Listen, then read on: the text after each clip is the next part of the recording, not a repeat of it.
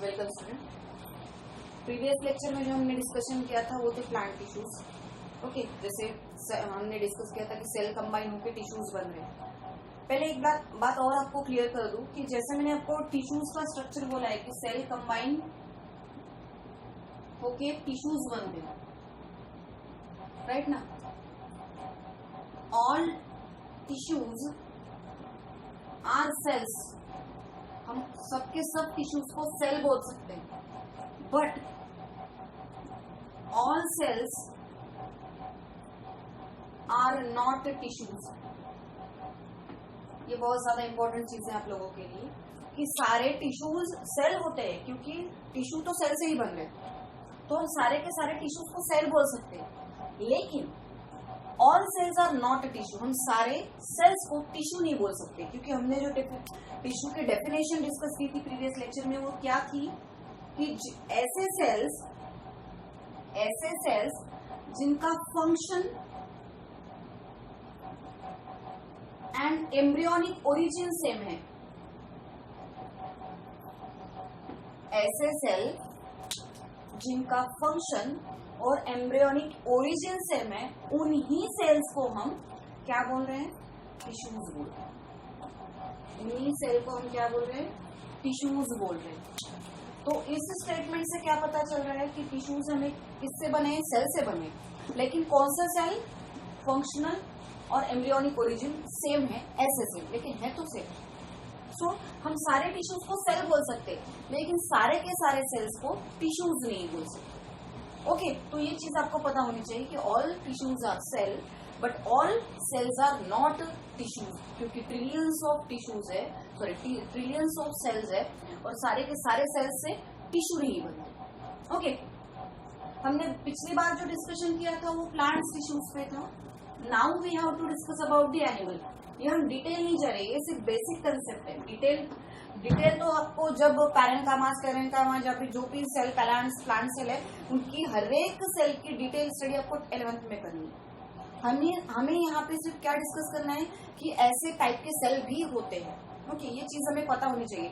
जब ये टॉपिक वहां पे आएगी तो आपको पहले ही क्लियर होना चाहिए कि प्लांट सेल है।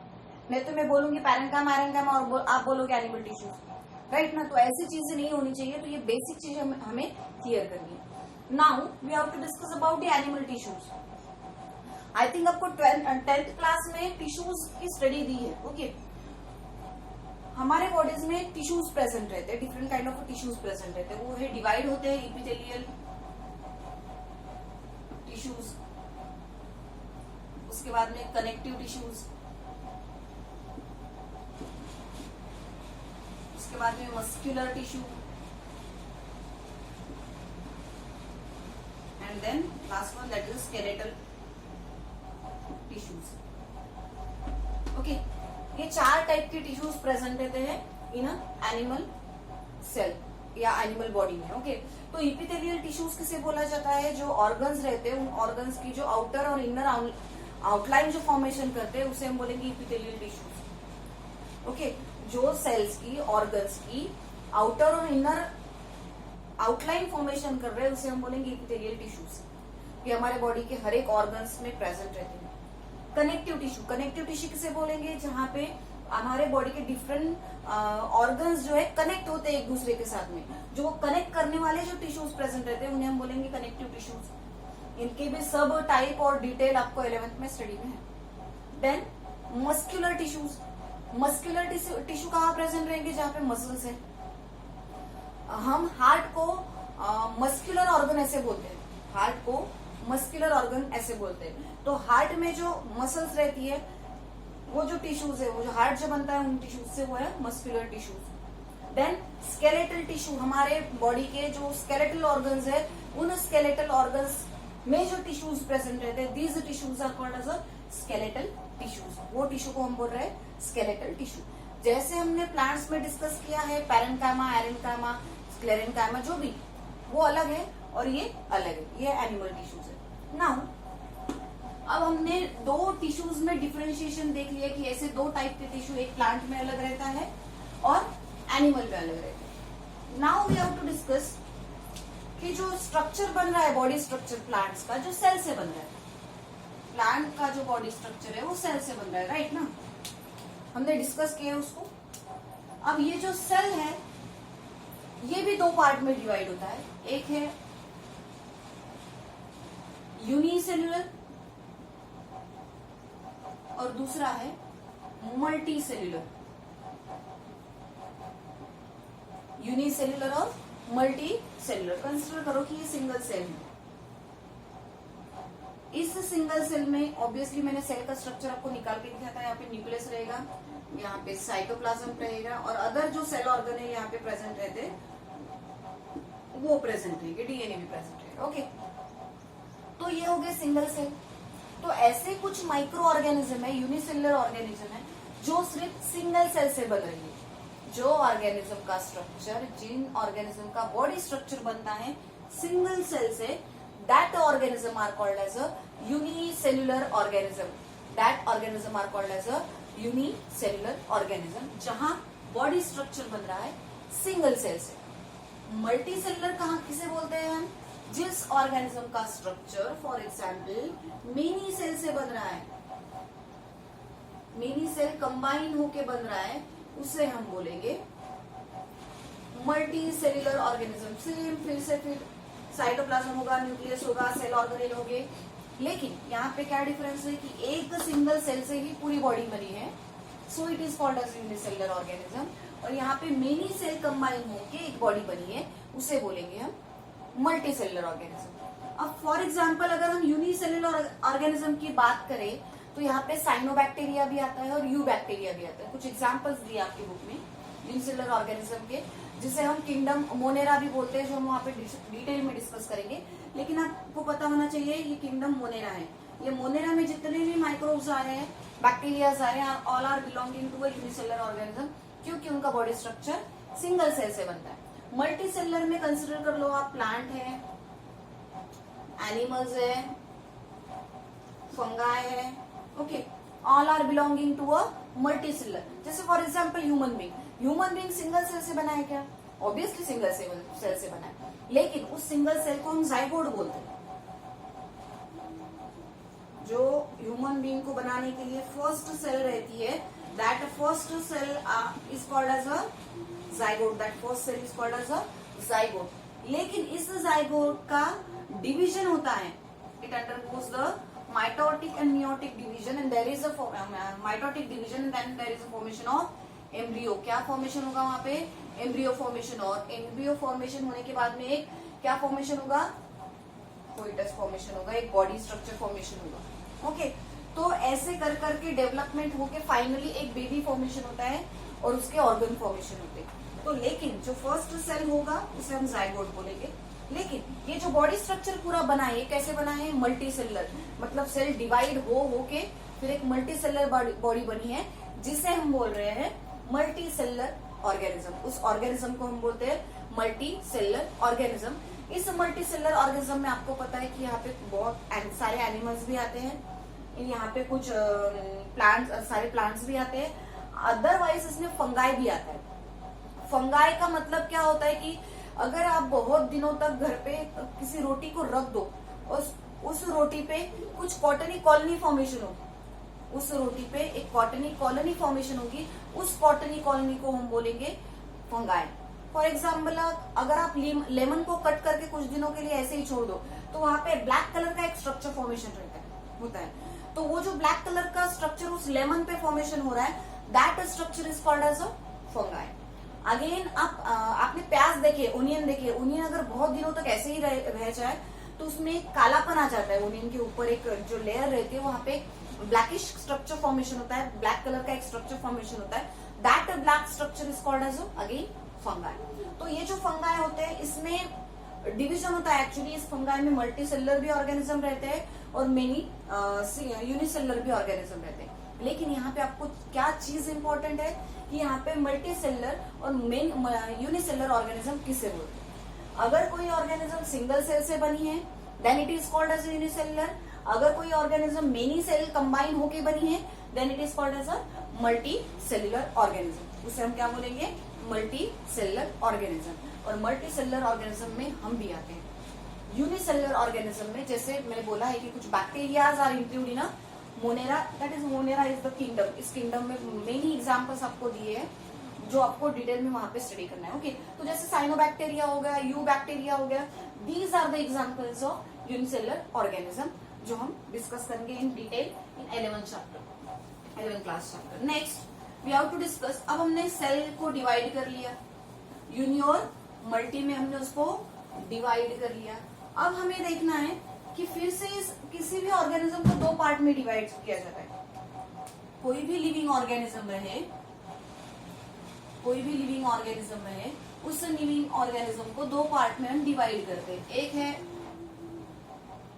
प्रोकैरियोटिक ऑर्गेनिज्म और दूसरा है eukaryotic organism. Okay, prokaryotic organism और यूकैरियोटिक ऑर्गेनिज्म। अब हम ये चीजें बहुत बार आपको आएगी, ध्यान में रखना, इन चीजों को आपको बहुत ज्यादा अपने माइंड में फिक्स करके रखना है क्योंकि ये वर्ड्स बार बार रिपीट होंगे आपको 11th और 12th में। तो जब तक कि आपको ये समझ में नहीं आएगा तो वहां पे मैं कितना भी डिटेल चैप्टर समझा दूं नहीं समझ में आएगा। तो ये पहले बेसिक कंसेप्ट आपको बहुत ज्यादा इंपॉर्टेंट है कि ये आपको समझ लेना है। ओके, तो सबसे पहले हम बात करेंगे प्रोकैरियोटिक ऑर्गेनिज्म के बारे में। सबसे पहले बात करेंगे हम प्रोकैरियोटिक ऑर्गेनिज्म के बारे में। प्रोकैरियोटिक ऑर्गेनिज्म का प्रो का मतलब क्या होता है? प्रिमिटिव। प्रो का मतलब क्या होता है? प्रिमिटिव। जहां पे न्यूक्लियस है प्रिमिटिव फॉर्म में प्रेजेंट है। Nucleus is present in the form of primitive condition. Primitive condition मतलब इसे हम अनडेवलप कंडीशन भी बोल सकते हैं। It is again called as undevelop condition. इस चीज को हम अनडेवलप कंडीशन भी बोल सकते हैं। और जहां पे न्यूक्लियस है अनडेवलप कंडीशन रहता है उस न्यूक्लियस को हम न्यूक्लियोइड बोलते हैं। That nucleus is called as a nucleoid. और ध्यान में रखना, अगर आपको किसी ने नहीं बोला है कि ये चीज प्रिमिटिव न्यूक्लियस है लेकिन सिर्फ वहां पे वर्ड भी आ गया कि न्यूक्लियोइड है, तो न्यूक्लियोइड है उसका मतलब वो ऑर्गेनिज्म प्रोकैरियोटिक है। न्यूक्लियोइड है उसका मतलब क्या होगा कि वो ऑर्गेनिज्म प्रिमिटिव फॉर्म में। अब पहले समझ लो, सेल का स्ट्रक्चर हमने ड्रॉ करके देखा है। ये सेल है, सेल के अंदर न्यूक्लियस है। हम न्यूक्लियस के बारे में ही बात कर रहे हैं। ओके, प्रिमिटिव न्यूक्लियस जहां प्रेजेंट रहता है उसे हम प्रोकैरियोटिक ऑर्गेनिज्म। कोई ऑर्गेनिज्म या फिर कोई स्ट्रक्चर लिविंग ऑर्गेनिज्म अगर सेल से बनी है तो ऑब्वियसली वो सेल से बनी है तो सेल में क्या होगा? क्या होगा? वहां पे न्यूक्लियस प्रेजेंट होगा। ओके, लेकिन कुछ ऑर्गेनिज्म जो है उनके जो सेल्स है उनका जो न्यूक्लियस है वो डेवलप कंडीशन में नहीं प्रेजेंट रहता, वो फोल्डेड फॉर्म में प्रेजेंट रहता है। Flaps it is present unfolded undeveloping condition, उसे हम बोलेंगे अनडेवलपिंग कंडीशन। तो कंसिडर कर लो कि एक न्यूक्लियस है, this is one the nucleus. ये सेल, ये जो अंदर मटेरियल प्रेजेंट है इसे हमने क्या बोला था? न्यूक्लियोप्लाज्म बोला था। क्या बोला था इसे हमने? न्यूक्लियोप्लाज्म बोला था। ये जो कवरिंग है, आउटर लेयर है न्यूक्लियस की, उसे हम बोलते हैं न्यूक्लियर एनवलप। उसे हम बोलते हैं न्यूक्लियर एनवलप, उसकी जो कवरिंग है। अगर डेवलप कंडीशन में न्यूक्लियस है तो वहां पे ऐसा कुछ देखने को मिलेगा। उसके अलावा न्यूक्लियस के बाजू में जो प्रेजेंट रहता है उसे हमने साइटोप्लाज्म बोला था। उसे हमने क्या बोला था? साइटोप्लाज्म बोला था। यहाँ पे डीएनए भी प्रेजेंट रहता है, राइट। यहाँ पे सेल ऑर्गेनेल भी प्रेजेंट है, यहाँ पे माइटोकॉन्ड्रिया भी प्रेजेंट है, यहाँ पे क्लोरोप्लास्ट भी प्रेजेंट है, राइट ना। ये सारे के सारे क्या है? सेल ऑर्गेनेल है जो साइटोप्लाज्म में घूम रहे हैं। ओके, ये स्ट्रक्चर किसका हुआ? जहां पे डेवलप कंडीशन में न्यूक्लियस प्रेजेंट है। अगर हम बात कर रहे हैं प्रोकैरियोटिक ऑर्गेनिज्म की तो उसमें न्यूक्लियस अनडेवलप या प्रिमिटिव फॉर्म में प्रेजेंट है जिसे हमने न्यूक्लियोइड बोला है। तो ऑब्वियसली वहां पे न्यूक्लियस अगर फोल्डेड फॉर्म में है तो वहां पे न्यूक्लियोप्लाज्म क्या रहेगा? अब्सेंट रहेगा। क्यों? मैंने पहले बोल दिया कि अगर वो फोल्डेड फॉर्म में है तो उसका तो ऐसा राउंडेड बनना बनता ही नहीं है। अगर वो राउंडेड ही नहीं बन रहा तो उसमें जो लिक्विड है वो बाहर नहीं निकल जाएगा, तो उसमें लिक्विड प्रेजेंट ही नहीं रहता है, वो सिर्फ फोल्डेड फॉर्म में रहता है। तो वहां पे न्यूक्लियोप्लाज्म क्या रहेगा? अपसेंट रहेगा। अब फोल्डेड फॉर्म में है तो ऐसी आउटर लेयर इनर लेयर बनेगी नहीं, तो न्यूक्लियर एनवलप क्या रहेगा वहां पे, अपसेंट रहेगा। न्यूक्लियर एनवलप क्या रहेगा, अपसेंट रहेगा। ये कब सिचुएशन आती है, जब प्रोकैरियोटिक ऑर्गेनिज्म होती है। कोई ऑर्गेनिज्म अगर सिंगल सेल से बनी है या फिर न्यूक्लियस वहां पे डेवलप कंडीशन में नहीं प्रेजेंट है, इन दैट केस हम क्या बोल रहे हैं कि ये जो ऑर्गेनिज्म है, ये ऑर्गेनिज्म कैसी है, प्रोकैरियोटिक ऑर्गेनिज्म है, जहाँ पे न्यूक्लियोप्लाज्म अपसेंट रहेगा, न्यूक्लियर एनवलप उसकी जो कवरिंग है वो भी अपसेंट रहेगी, राइट। अब जो सेल ऑर्गेनेल प्रेजेंट रहते हैं, सेल ऑर्गेनेल्स जो प्रेजेंट रहते हैं, एक्चुअली ऑल आर अपसेंट, वो भी क्या रहेंगे, अपसेंट रहेंगे। क्यों, क्योंकि न्यूक्लियस है वेल डेवलप कंडीशन में नहीं प्रेजेंट है। ये मैंने आपको डिटेल में नहीं बोला, ये तो सिर्फ मैंने आपको प्रोकैरियोट का मतलब समझाया है कि प्रोकैरियोट हम किसे बोल रहे हैं, कि जिस ऑर्गेनिज्म में न्यूक्लियस या अनडेवलप कंडीशन में है, जिसे हम न्यूक्लियोइड बोल रहे हैं, तो अनडेवलप कंडीशन है तो ये चीजें फिक्स है वहां पे, यही चीजें वहां पे प्रेजेंट होगी, सॉरी अपसेंट होगी। न्यूक्लियर प्लाज्म अपसेंट होगा, न्यूक्लियर एनवलप अपसेंट होगा, या फिर सेल ऑर्गेनेल भी अपसेंट होगी, because the organism is prokaryotic. Now दूसरा जो हमने डिवीजन देखा है वो है यूकैरियोटिक ऑर्गेनिज्म। दूसरा जो डिवीजन है वो है eukaryotic organism. Okay, now eukaryotic organism.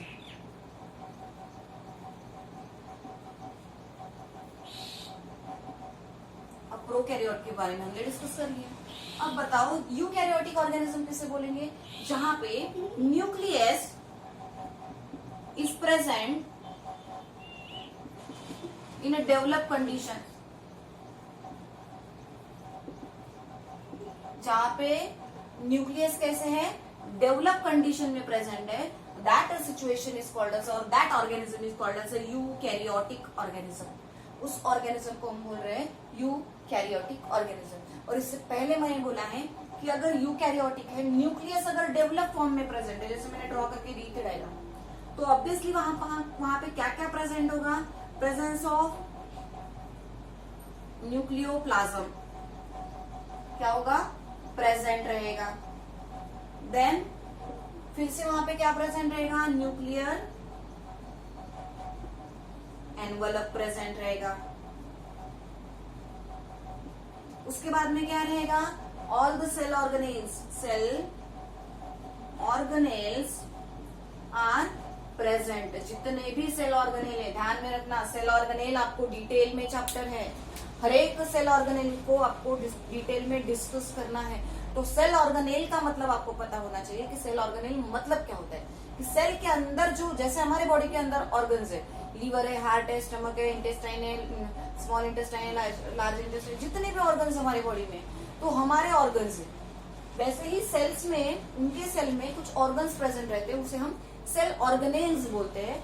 Mitochondria रहे, या फिर क्लोरोप्लास्ट रहे, या फिर अदर कोई गोल्जी कॉम्प्लेक्स रहे, या फिर अदर हो, ये सारे के सारे सेल के अंदर प्रेजेंट रहने वाले उसके ऑर्गेनेल्स है, उसे हम सेल ऑर्गेनेल्स है, जो क्या कर रहे हैं, डिफरेंट फंक्शंस कैरी आउट कर रहे हैं डिफरेंट प्रोसेस के लिए, मेटाबॉलिक रिएक्शंस के लिए। क्योंकि ये सब प्रेजेंट है तो सेल का फंक्शन एग्जैक्ट चलेगा। अगर ये सारे वर्क प्रॉपर नहीं करेंगे तो सेल में क्या होगा, इम्बैलेंस हो सकता है। ओके, तो ये चीजें हमको पता होनी चाहिए कि basic difference between the prokaryotic organism and eukaryotic organism, की प्रोकैरियोटिक ऑर्गेनिज्म किसे बोल रहे हैं हम, और यूकैरियोटिक ऑर्गेनिज्म किसे बोल रहे हैं। Okay, so next we have to discuss. अब हमने सेल को देख लिया, हमने यूनिसेलुलर मल्टीसेलुलर देख लिया, हमने यूकैरियोट और प्रोकैरियोट देख लिया। अब जितने भी लिविंग ऑर्गेनिज्म है उसको फिर से कुछ पार्ट्स में डिवाइड किया है on the mode of life cycle, उनके लाइफ साइकिल के बेस पे उनको डिवाइड किया है, उनके लाइफ साइकिल के बेस पे उनको डिवाइड किया है। फॉर एग्जाम्पल ऑटोट्रॉप्स और autotrophic organism, then heterotrophic organism,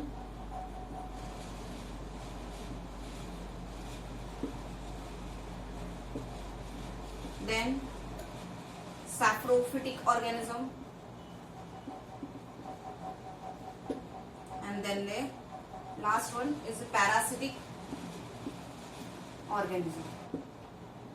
Okay, autotrophic organism, heterotrophic organism, saprophytic organism and parasitic organism. ये उनके mode of nutrition. Mode of nutrition का मतलब ये जो भी वो खाना खा रहे हैं, जो भी वो फूड प्रिपेयर कर रहे हैं, उसके बेसिस पे उनको डिवाइड किया है इन 4 पार्ट्स में. ऑटोट्रोपिक ऑर्गेनिज्म किसे बोल रहे हैं हम? Organism prepare their own food. ये ऑर्गेनिज्म क्या कर रहे हैं? उनका खुद का फूड प्रिपेयर कर रहे हैं. Organism prepare their own food. Those organisms are called as autotrophic organism. उन ऑर्गेनिज्म को हम बोल रहे हैं ऑटोट्रोपिक ऑर्गेनिज्म, जिसका एग्जाम्पल होता है प्लांट्स, जिसे हम प्रोड्यूसर भी बोलते हैं. जिसे हम क्या बोल रहे हैं? प्रोड्यूसर, क्योंकि ये प्रोड्यूस कर रहे हैं. कंसिडर करो ऑटोट्रोपिक. हम ऑटोट्रोपिक है. आप लोग बोलोगे कि हम तो हमारा खाना खुद बनाते हैं, राइट ना? हम हमारा खाना खुद बनाते हैं. लेकिन वो खाना बनाना और ये खाना बनाना, there is a big difference between these 2 process of making a food, okay, और कुकिंग अ फूड. ओके, तो प्लांट्स में क्या हो रहा है कि वो खुद का जो फूड है वो by the process of photosynthesis prepare कर रहे हैं. फोटोसिंथेसिस की प्रोसेस थ्रू प्लांट्स अपना खुद फ्रूट प्रिपेयर करती है, उसका फूड प्रिपेयर करती है. लेकिन हम क्या कर रहे हैं? प्लांट्स से जो फूड ले रहे हैं उसको हम घर पे पका रहे हैं, उसको हम कुक कर रहे हैं. तो हम प्रोड्यूसर नहीं हुए. उन्होंने जो प्रोड्यूस किया उसका यूज हम कर रहे हैं खाने के लिए. तो हम डिपेंडेंट हुए प्लांट्स पे. So we are dependent on a plants. तो प्लांट्स हुए प्रोड्यूसर. फॉर एग्जाम्पल, हम जो भी वेजिटेबल्स घर पे बनाते हैं, जो भी करीज बनाते हैं, जिसे हम सब्जी बोल रहे हैं, दाल बोल रहे हैं, रोटी बोल रहे हैं, जो भी है, जो भी आप फूड घर पे प्रिपेयर कर रहे हो, वो सारा का सारा कहाँ से आ रहा है? आप अगर कोई करी बना रहे हो या फिर कोई वेजिटेबल बना रहे हो, तो वेजिटेबल कहाँ से आया? प्लांट से आया. It is a product of plants, right ना? अगर हम रोटी बना रहे हैं, चपाती बना रहे हैं, तो रोटी किससे बनती है? व्हीट से बनती है, गेहूं से बनती है. और गेहूं कहाँ से आया? It is a product of plant. मतलब आप जो भी प्रिपेयर कर रहे हो, फ्रूट्स के जूसेस आप ले रहे हो खाने के लिए या फिर ड्रिंक करने के लिए, तो फ्रूट जूसेस कहाँ से आए? फ्रूट से. फ्रूट्स कहाँ से आए? प्लांट से. तो वहां से हमने लिया और घर पे आके उसको बनाया. तो हम जो बना रहे हैं वो बनाना नहीं होता. उन्होंने जो बनाया, उन्होंने एज अ बाय प्रोडक्ट खुद के फ्रूट्स बनाए, उन्होंने एज अ बाय प्रोडक्ट खुद का वेजिटेबल बनाया है. तो उन्होंने वो चीजें बनाई हैं और उनकी बनाई हुई चीजें हम यूज कर रहे हैं फॉर कुकिंग. तो वो हो गए producer. So plants are producer and plants are known as a autotrophic organism. Plants are known as a autotrophic organism. Next, heterotrophic organism किसे बोल रहे हैं हम? Organism which cannot prepare their own food. जो खुद का खाना खुद नहीं बना रहे, organism does not prepare their own food, उसे हम बोल रहे हैं हेटेरोट्रोपिक ऑर्गेनिज्म. मतलब हम बाकी के सारे प्लांट्स को छोड़ के बाकी के सारे जो है all are belonging to a heterotrophs, क्योंकि हम डिपेंडेंट है किसी और पे कि हमको वो देंगे खाना और फिर हम प्रिपेयर करेंगे. So we are heterotrophic organism. Okay, इसमें एनिमल्स भी आते हैं, माइक्रोब्स भी आते हैं और अदर माइक्रोप्लाज्म्स या फिर प्रोटोजोआस जो भी आ रहे हैं, माइक्रो ऑर्गेनिज्म, सबके सब इसमें आते हैं belonging to a heterotrophic organism. Saprophytic किसे बोल रहे हैं? जो डेड एंड डिके फूड खाने के लिए या फिर अपनी लाइफ साइकिल कंप्लीट करने के लिए यूज करते हैं, उन ऑर्गेनिज्म को हम बोलते हैं सैप्रोफिटिक ऑर्गेनिज्म. सैप्रोफिटिक का मतलब क्या होता है कि डेड एंड डिके, जो एनिमल्स मर जाते हैं उनका डिकम्पोजिशन होता है. तो डिकम्पोज करने वाले कौन हुए? माइक्रोब्स हुए. तो वो माइक्रोब्स क्या कर रहे हैं? वो डेड एनिमल्स को, आप बहुत बार देखते हो कि कोई एनिमल अगर जंगल के तरफ या फिर रास्ते पे मरा पड़ा है तो कोई उसे उठा के नहीं लेके जाएगा. लेकिन आप वही चीज उसको बहुत दिनों के बाद देखोगे तो अपने आप वो सड़ जाएगा, गल जाएगा और अपने आप वो खत्म हो जाएगा. और वहां पे सिर्फ आपको कुछ कीड़े नजर आएंगे या फिर कुछ माइक्रोब्स नजर आएंगे, बाकी पूरी बॉडी डिकम्पोज हो चुकी होगी. तो ये डिकम्पोज किसने किया? कौन है वो है माइक्रोब्स. जिसे हम डिकम्पोजर्स बोल रहे हैं, वो क्या करते हैं, जो डेड ऑर्गेनिज्म रहते हैं, प्लांट रहे या फिर एनिमल, प्लांट्स और एनिमल्स के डेड बॉडी पे जो अपनी लाइफ साइकिल कंप्लीट करते हैं, अपना खाना बनाते हैं, उसे वो बोलते हैं हम सैप्रोफिटिक ऑर्गेनिज्म, जो माइक्रोब्स होते हैं, जिन्हें हम डिकम्पोजर भी बोलते हैं। लास्ट वन पैरासिटिक ऑर्गेनिज्म किसे बोल रहे हैं, parasitic organism which in attack in और on the body, in on the body, जो किसी के बॉडी के ऊपर अटैक करता है, सर्वाइव होता है, या किसी के बॉडी के अंदर सर्वाइव होता है, मतलब किसी के बॉडी के ऊपर अटैक करके खुद की लाइफ साइकिल कंप्लीट करेगा, या फिर किसी के बॉडी के अंदर अटैक करके अपनी लाइफ साइकिल कंप्लीट करेगा, तो उसे हम बोल रहे हैं पैरासिटिक ऑर्गेनिज्म, उसे हम बोल रहे हैं पैरासिटिक ऑर्गेनिज्म, और इसे हम डिटेल में नेक्स्ट लेक्चर में डिस्कस करेंगे। Thank you.